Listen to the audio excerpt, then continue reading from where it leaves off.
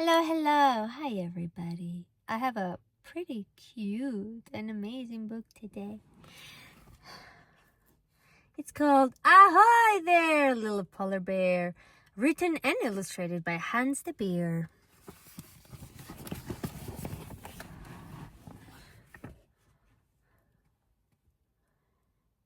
Lars, the little polar bear, lived with his mother and father near the North Pole, where everything was white for as far as the eye could see. Although he spent much of his time alone, he was happy. But one day, when Lars swam quite far from his den, something terrible happened. Lars caught his foot, was pulled down deep into the sea, then yanked up in a gigantic net.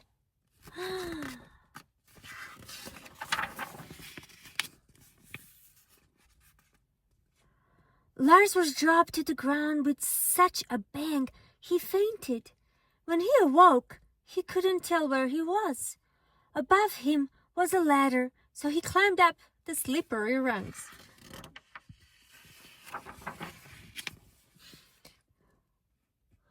Lars roamed the long hallways. It seemed he was all alone until something rustled behind him. As he turned around, two large eyes stared at him. Lars ran for his life. Just when he thought he was safe again, he heard a voice. "Don't be afraid. It's only me, Nemo, the ship's cat. Welcome aboard." Lars looked up. Above him was a friendly-looking creature with orange fur. Lars could see that Nemo was an animal he could trust.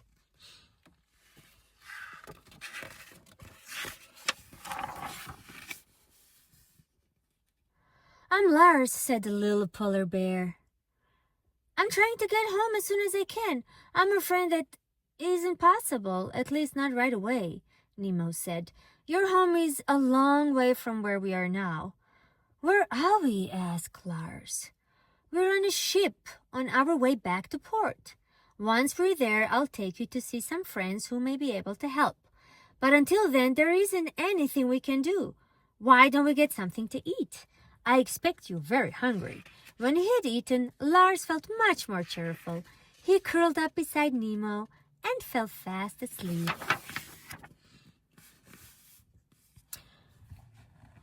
When they awoke, Nemo took Lars up to the deck. "Look," he said, pointing to the horizon, which was aglow with lights. "That's the port. We'll be there soon." Lars was so excited he could hardly wait to go ashore. When the ship had come into port, Lars eagerly followed Nemo onto the deck and over the plank. Try to look inconspicuous. Try to look inconspicuous. I don't know what that word is, said Nemo.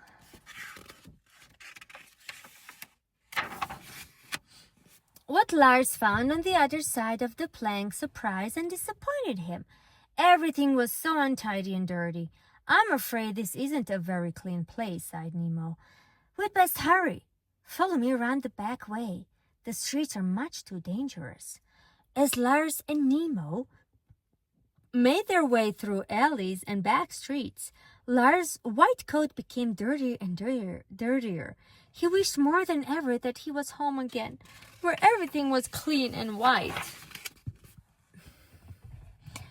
Following Nemo over fences and along walls took all Lars's efforts. At least Nemo stopped. "We have arrived," he announced. "Wait here a moment." It was very dark. Many eyes were staring at Lars. He grew quite nervous. But the eyes belonged to some more cats who turned out to be just as friendly as Nemo. The cats looked grave as Nemo explained Lars' problem. They thought it over for a few minutes. Then a black and white cat stepped forward. "I'm Johnny, also a ship's cat," he said. "My ship is leaving for the Arctic tomorrow. We must get you on board before daylight."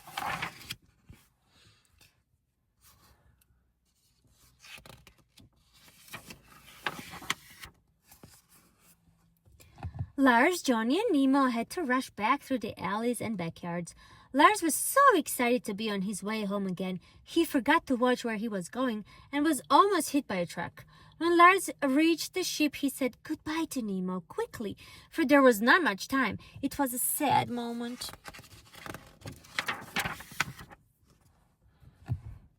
For Lars, the time on the ship passed quickly. It wasn't long before he spotted something wonderful on the horizon.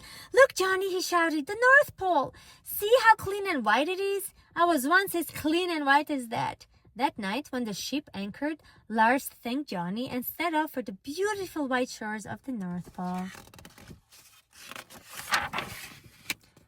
As Lars swam, the sea washed his fur clean. Once on shore, Lars ran for his den to greet his worried parents, who couldn't have been happier to see him. When Lars told his parents about his adventures, their mouths dropped open. "And this is what Nemo looks like," Lars explained as he tried his best to look like a cat. Although his parents were not sure they understood, they were so happy to have Lars home again. It didn't really matter. That night they all slept close together. After that day, Lars's father often found his son gazing out at the horizon. "What are you looking for?" he asked. "Ships," Lars said, "and cats too.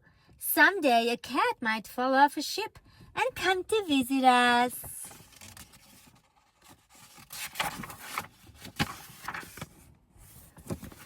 Oh, what a wonderful, cute, sweet story. We all need adventures once in a while. Adventures are really fun and we can learn a lot through them, but it's always good to come home. I hope you all have a home nice and warm and someone who's there waiting for you.